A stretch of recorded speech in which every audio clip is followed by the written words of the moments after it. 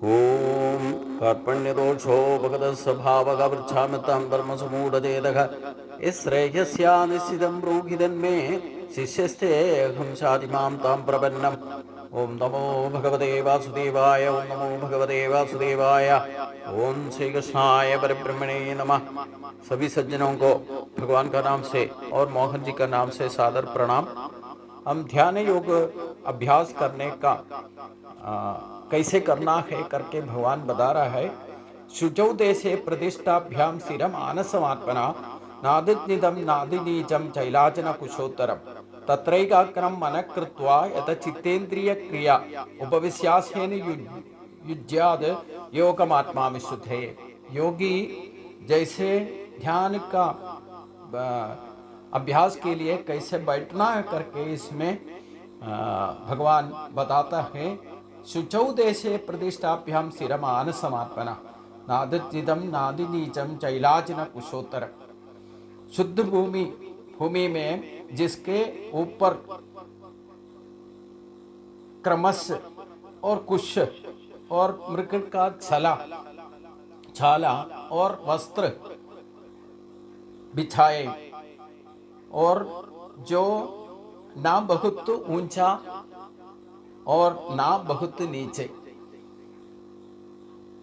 ऐसे ही अपना आसन को स्थिर स्थापना करें। अपना बैठने का तरीका बता रहे हैं। वो तो शुद्ध भूमि होना चाहिए, विजन स्थल होना चाहिए और जिसके ऊपर कुछ न कुछ बिछा के बैठना है। अब कोई कारपेट या कंबल वगैरह बिछा कर बेडशीट, कम से कम बेडशीट बिछा के बैठना है। हम डियर का स्किन वगैरह ढूंढ के नहीं भाग दौड़ करना है, क्योंकि पुलिस केस हो जाएगा। वो तो पुराना जमाना में भगवान ने जो बताया उसको काल के अनुसार हमने जो परिवर्तन करना है वो कर सकता है, उसमें कोई संदेह नहीं होना चाहिए। हम जैसे आजकल में नहीं मिल सकता है उसी के पीछे नहीं। भगवान ने इधर दर्भपुल्य और कुश बोलने से दर्भा का खास ग्रास बोलते हैं उसको, मतलब having finally set his seat in a spot which is free from dirt and other impurities with this curd kusha grass। Kusha grass बोल से दर्भा पुल, दर्भा का ग्रास बोलते हैं। ये डीर स्किन बोलने से इसको ढूंढ के नहीं जाना है। अपना इतना ही है। हम ये ध्यान जप तपादि जो भी करता है, हम बैठते तो आसन स्थापना करते तो कुछ न कुछ बिछा के करना है। नॉन कंडक्टिविटी मटेरियल्स जो भी बिछा के बैठना है, क्योंकि हम ऐसे जप तप या मेडिटेशन करने से हमारा ही अंदर एक पॉजिटिव एनर्जी क्रिएट होता है। डायरेक्ट भूमि में टच होने से, वो अर्थिंग हो जाने से वो वेस्ट हो सकता है। हमारा क्रिएट किया हुआ एनर्जी वेस्ट हो जाएगा, अर्थिंग हो जाएगा। इसलिए नॉन कंडक्टिविटी मटेरियल्स जो भी बिछा के बैठना है। हम पूजा पाठ के लिए जाता करता तो भी या जप तप करता तो भी डायरेक्ट जमीन के साथ हमारा शरीर का कोई भी भाग टच नहीं होना है। यही बैठने का तरीका है। अब डेयर स्किन को ढूंढ कर नहीं भाग दौड़ करना, पुलिस केस में नहीं बसना। इसलिए काल का अनुसार हम उसी को मानना है। और तत्रैकाग्रम मनः कृत्वा यत चित्तेन्द्रिय क्रिया उपविश्यासेन युज्याद योगम आत्मा विशुद्धे। योगी योगारूढ़ बनने के लिए कैसे बैठना है, आसन का स्थापना कैसे करना है, वो पहले वाला श्लोक में 11वां श्लोक में बताया।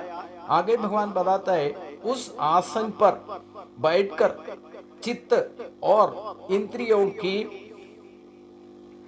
क्रियाओं को अपना वश में रखते हुए मन को एकाग्र करके अंतःकरण की शुद्धि के लिए योग का अभ्यास करें। हमारा अंदर आत्मशुद्धि को हासिल करना है। उसका मतलब एक है, मतलब आसन को स्टेबल बनाकर उस आसन पर बैठकर चित्त और इंद्रियों की क्रियाओं में अपना वश को नियंत्रित करते हुए या नियंत्रित रखते हुए मन को एकाग्र करके अंतःकरण शुद्धि के लिए योग का अभ्यास करना है।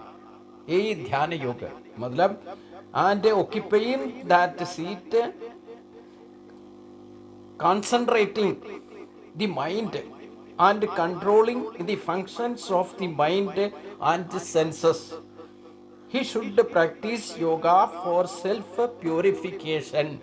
किसके लिए करता है? सेल्फ प्यूरिफिकेशन, अंतःकरण शुद्धि के लिए ये ध्यान मेडिटेशन करना ही करना है। तो ध्यान योग के लिए कैसे बैठना है? कुछ न कुछ हम विचार करके डायरेक्ट भूमि में नहीं बैठना, शुद्ध जगह होना चाहिए और विचन होना चाहिए। मतलब ऐसे जनन भीड़ वाला ज़्यादा भीड़ भाड़ा इलाके में आप जा करके ध्यान करने का जगह ढूंढना नहीं। हम स्वस्थ शांति से बैठना है, ऐसे जगह ढूंढना है।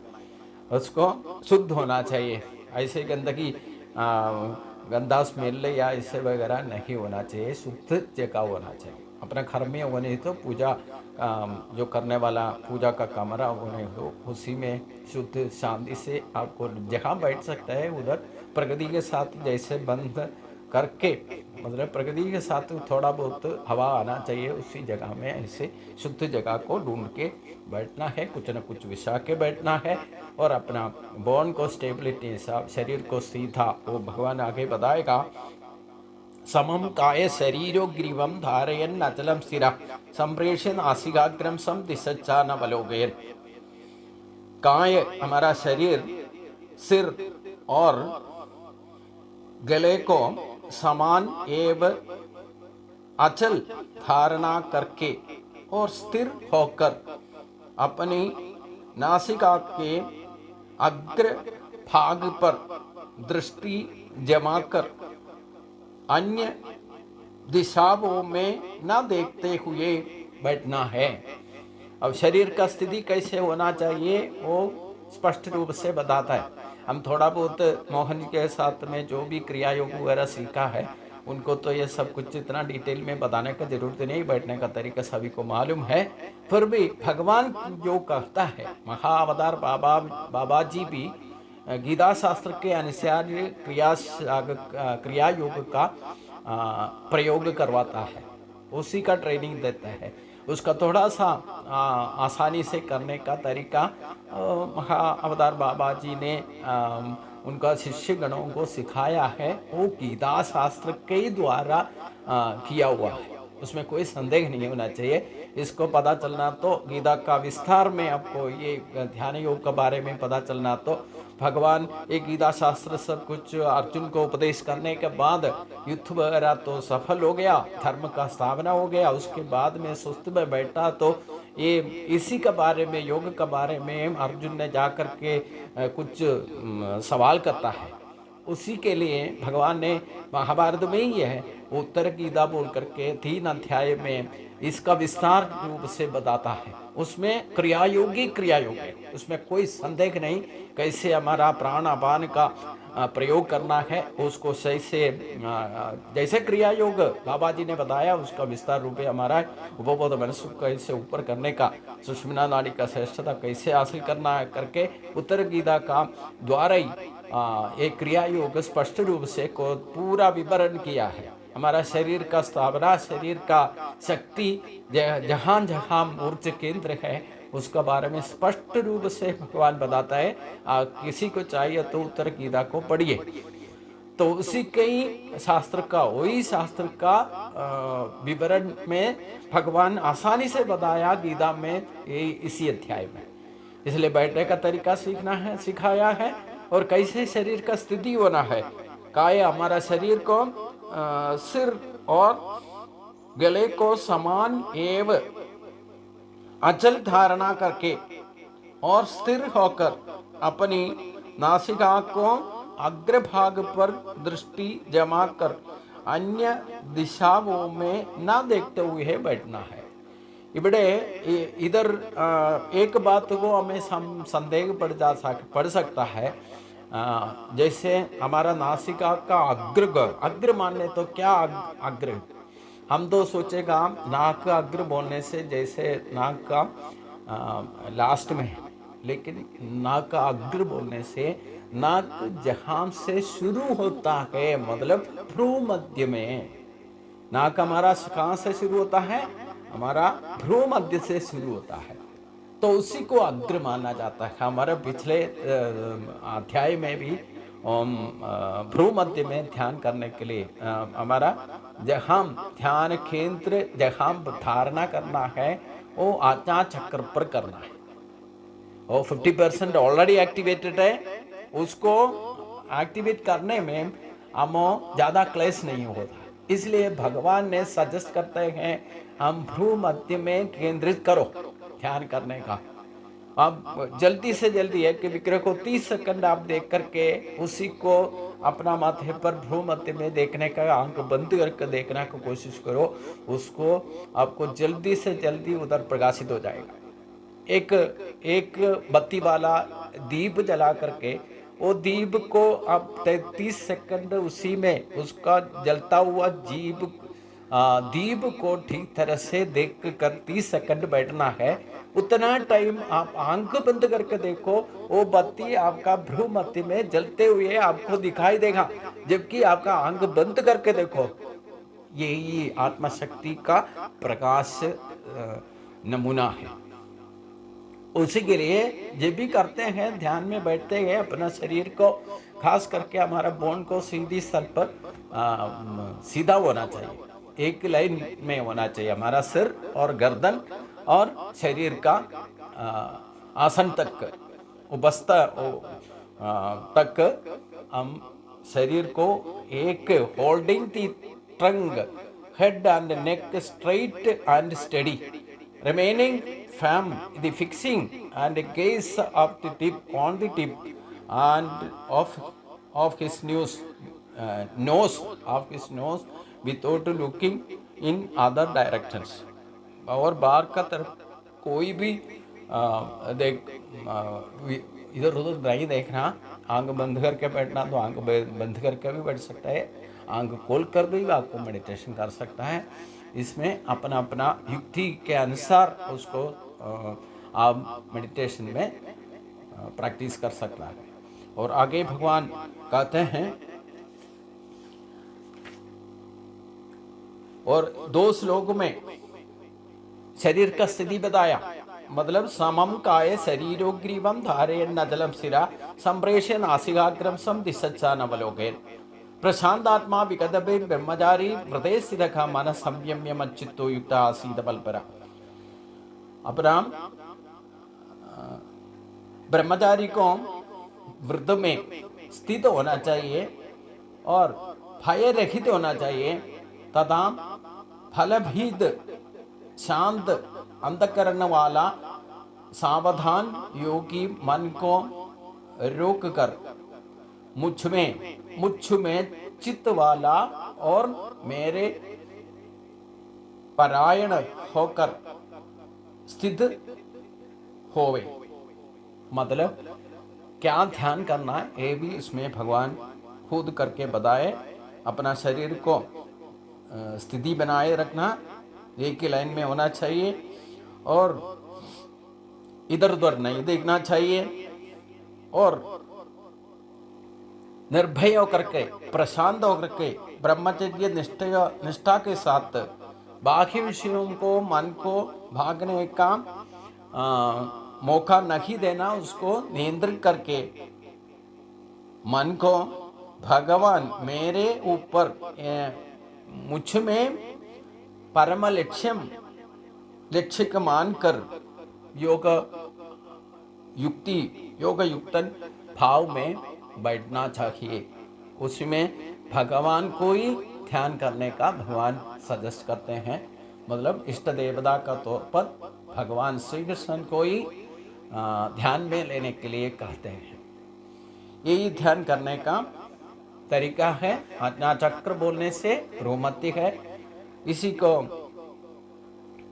मान करके हमारा शरीर को सीधा रखकर आसन को ठीक तरह से स्थापना करके हम भगवान को ही मन में प्रतिष्ठित करके भगवान को ध्यान करना है। क्या ध्यान करना है? इसके लिए अष्टांग योग के बारे में थोड़ा सा हम मालूम करना अच्छा ही होगा। ये 4 श्लोक के द्वारा ही भगवान कहते हैं, भागवत में कपिलोपदेश का द्वारा एक अध्याय में अष्टांग योग में 8 योग के बारे में बताता है। इसमें 5 योग जैसे हम करने लगेगा, बाकी 3 योग हमें अपने आप हासिल होना शुरू कर देगा, परिणाम अपने आप आ जाता है। तो इसमें शुरुआत में भगवान ने जो बैठने के लिए कहा है, कैसे बैठना है, शरीर का स्थिति कैसे होगा, हमारा मन का विचार बाकी विषयों से हटकर भगवान के ऊपर ही होना चाहिए। अंतःकरण शुद्धि के लिए योगारूढ़ बनना का कोशिश करना, इसी को ब्रह्मनिष्ठा कहा जाता है। भगवान आगे कहते हैं, जुज्जुन एवं सदात्मानं योगी नियतमानस शांति निर्वाण परमां मत्स्यं अधिगच्छति।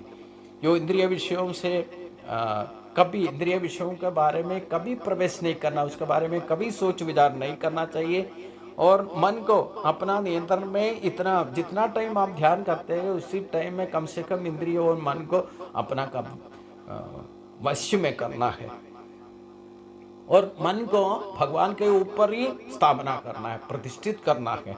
वो अचंचल मन नहीं, अचंचल बना करके या चंचल मन से हम ध्यान नहीं कर सकता। वो भगवान में हमारा मन को केंद्रित करना है। इसी के लिए बोलते हैं, उपाधि का तौर पर आप विग्रह या कोई बत्ती जला कर रखो। अब आपके इष्ट देवता का कोई भी चित्र रख सकता है, फोटो रख सकता है, आप विग्रह रख सकता है। उसी में इधर उधर मन को विचलित होने में आपको रुकआउट हो जाएगा।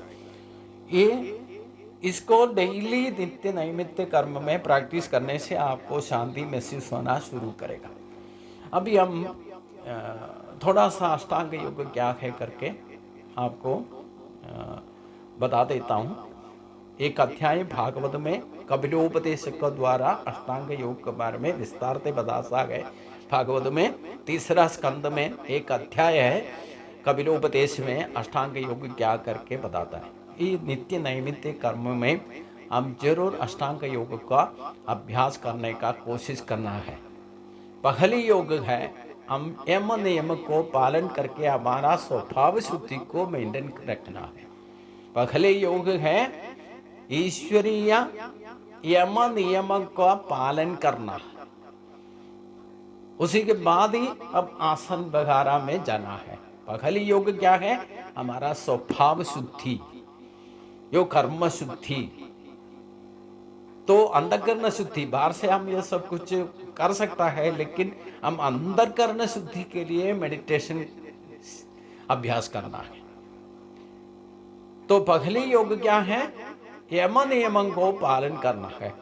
दूसरा योग जो है, हम योगासन द्वारा या अपना तरीके से व्यायाम द्वारा अपना शरीर को ठीक तरह से मेंटेन रखना है। योगासन योगाभ्यास करते हैं कि विविध षड योग जो बोलते हैं, जो भी अब आसन वगैरह सीखा तो भी केवल सूर्य नमस्कार करने से भी 12 स्टेप पे उसमें 8 योगासन का सम्मिलित है। केवल सूर्य नमस्कार आप सीखने से 8 योगासन का श्रेष्ठता मिल जाता है। हमारा पूरा जॉइंट्स यो अंग प्रत्यंग शरीर का ठीक तरह से चल पाएगा। उसका सुविधा के लिए शरीर का कर्मेंद्रियों का ठीक तरह से प्रवर्तन का सुविधा के लिए योगासन करो या कुछ व्यायाम डेली करना है।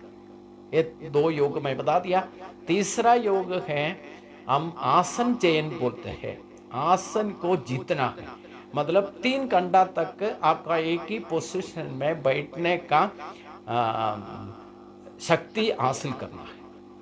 इसको आसन जय कहते हैं।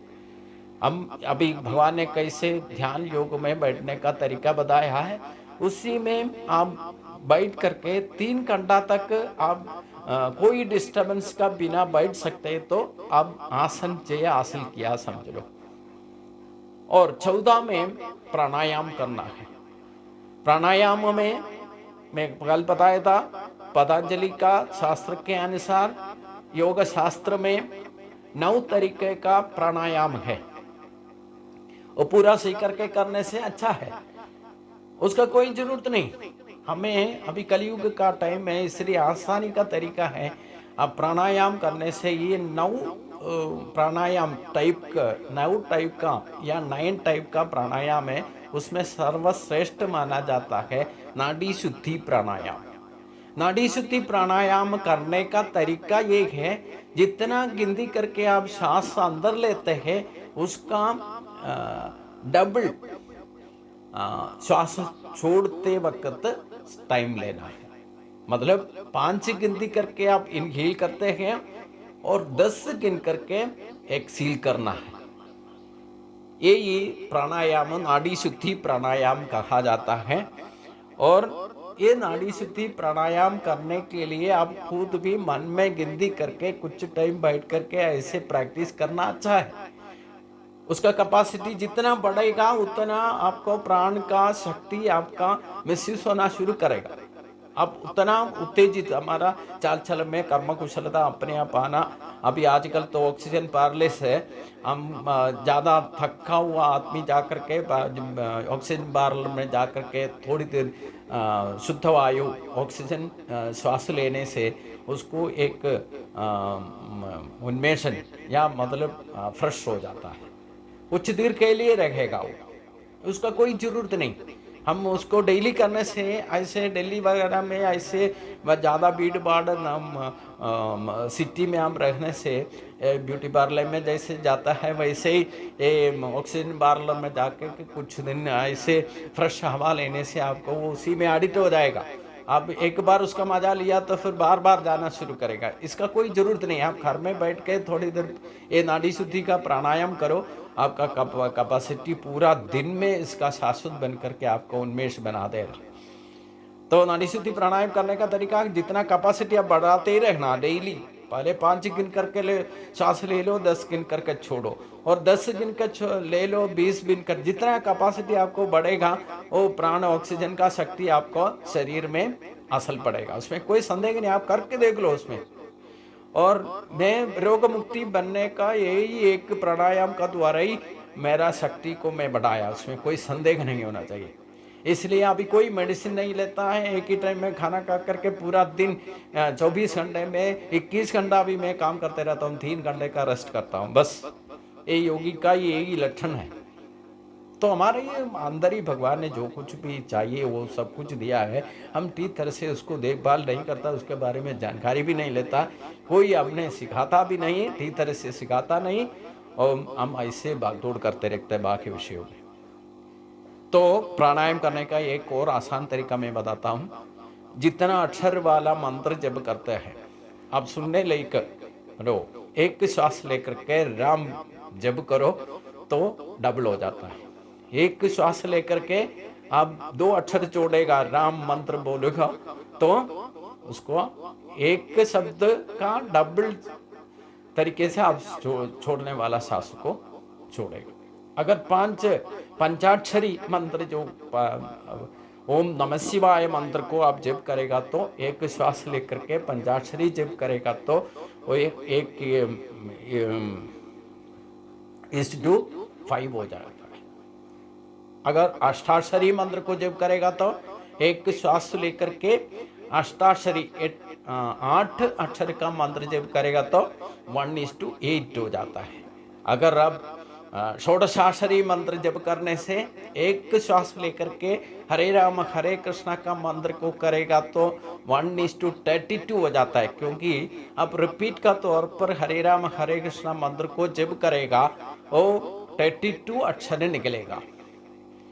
गायत्री मंत्र से के भी कलयुग में श्रेष्ठ इसलिए माना जाता है, गायत्री मंत्र को 24 अक्षर है और आप एक श्वास लेकर के एक बार गायत्री मंत्र को जप करो तो 1:24 हो जाता है। भगवान जो कुछ भी सिस्टम बनाया है हम लोग ठीक तरह से मालूम नहीं करते, वो भी अक्षर का स्फुट अक्षर रूपते कृत्य अक्षर स्फुटता से संस्कृत मंत्र जप करने से इसका शक्ति, प्राणायाम का शक्ति हमें आसानी से हासिल कर सकता है, हमारा ही हाथ में। इसलिए जब तब करते तो हम ऐसे जैसे बैठने का तरीका बताया उसी आसन को स्टेबिलिटी बना करके हम सुनने लायक मंत्र जप करना है।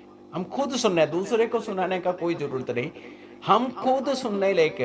अब एक बार बैठ करके विष्णु सहस्त्रनाम इसी तौर पर जब करो, इसी तरीके से जब करो, आप डेली जब करेगा तो उसी से आपको रोग मुक्त हो जाएगा, उसमें कोई संदेह नहीं होना चाहिए। तो प्राणायाम का आसान तरीका मैंने बताया। आप कोई योगी के पास जाकर के ऐसे क्रिया योग में ये प्राणायाम वगैरह वगैरह सीखने का कोई जरूरत नहीं।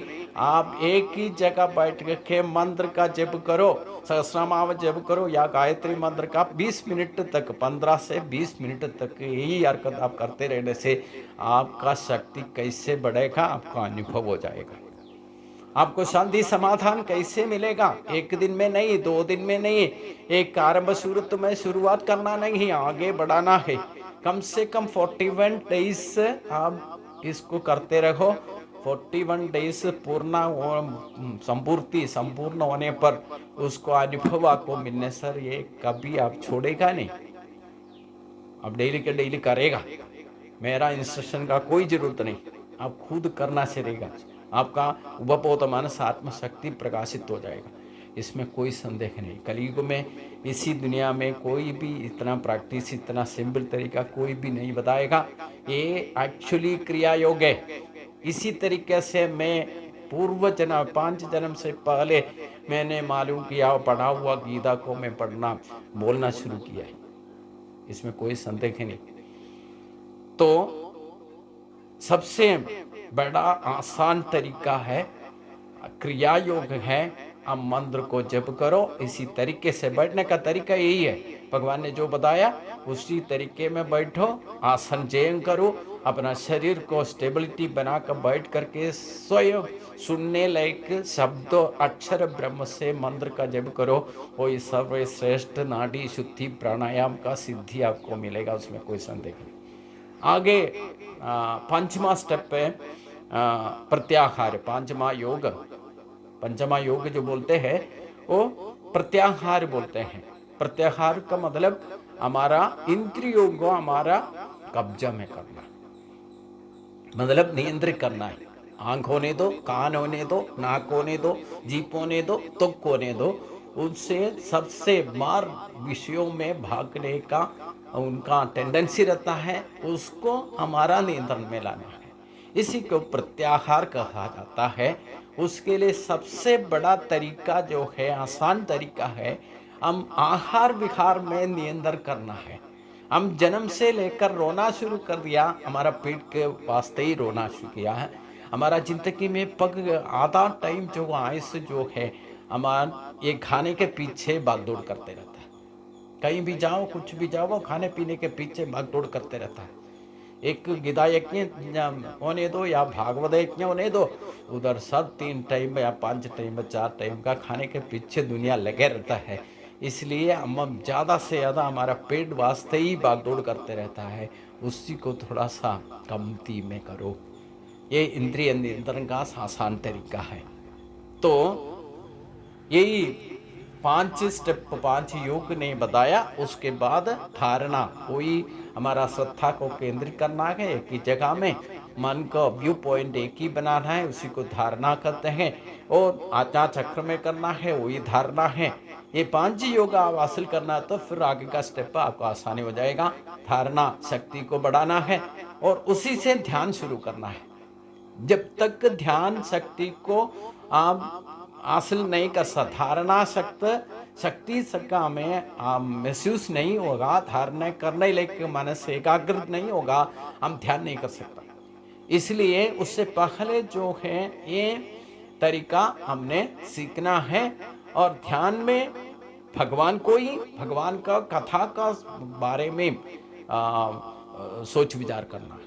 वो 15-20 मिनट भगवान का ही अलग अलग कथा है, उसी में एक कम से कम एक स्टोरी को आप याद करने से भगवान का बारे में ही सोचना है।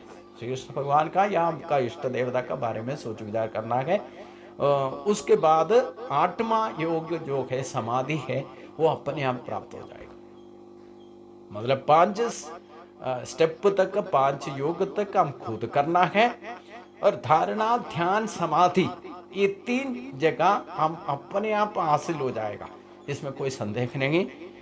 ये इससे और योगारूढ़ कैसे बनेगा करके भगवान आगे बताएगा और अगले दिन में हम सोचेंगे। सभी को नमस्कार।